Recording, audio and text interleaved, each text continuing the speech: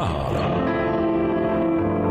Chaque jour, Charles et Carole vous présentent la leçon de l'école du sabbat.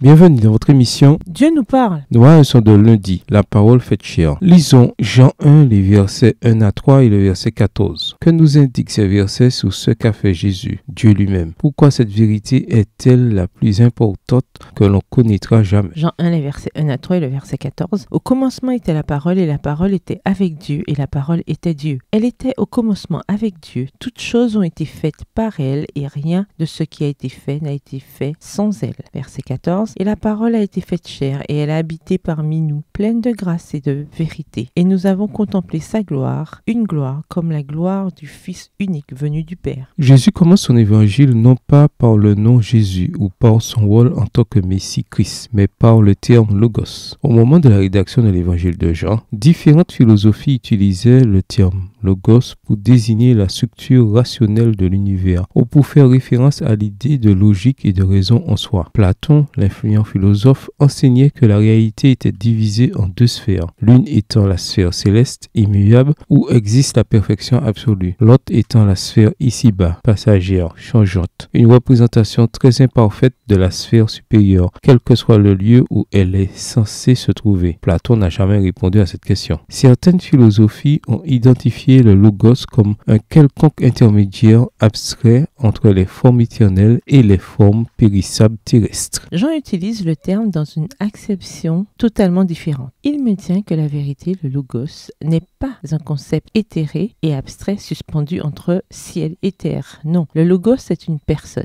Jésus-Christ, qui s'est fait chair et a habité parmi nous. Jean 1, le verset 14. Pour Jean, le logos est la parole de Dieu. Plus important encore, Dieu a communiqué, c'est-à-dire qu'il s'est révélé à l'humanité de la plus radicale des manières, en devenant l'un d'entre nous. Dans l'évangile de Jean, le logos représente le Dieu éternel qui intervient dans le temps et l'espace, qui parle, qui agit et qui interagit avec les humains sur un plan personnel. Le Dieu éternel est devenu un être humain, l'un de nous. Dans Jean 1, le verset 14, l'apôtre indique que le logos devint chair et habita au milieu de nous, dans la version Darby. En grec, le terme traduit par habiter signifie monter une tente. Jean fait allusion à Exode 25, le verset 8, où Dieu dit aux Israélites de bâtir un sanctuaire, une tente, afin qu'il habite au milieu d'eux. De même, dans l'incarnation, Jésus, le divin Fils de Dieu, a pris notre humanité en voilant sa gloire pour que les gens puissent entrer en contact avec lui. Méditez sur les implications de cette phrase de Jean. Dieu en personne, le Créateur, est devenu un être humain, l'un de nous, et a vécu ici-bas parmi nous. Et nous n'avons pas encore parlé du fait qu'il soit mort pour nous. Qu'est-ce que cela nous indique sur la réalité de l'amour de Dieu pour l'humanité? Pourquoi cette vérité extraordinaire devrait-elle être d'un immense réconfort pour nous? Au revoir. Et à demain si Dieu veut.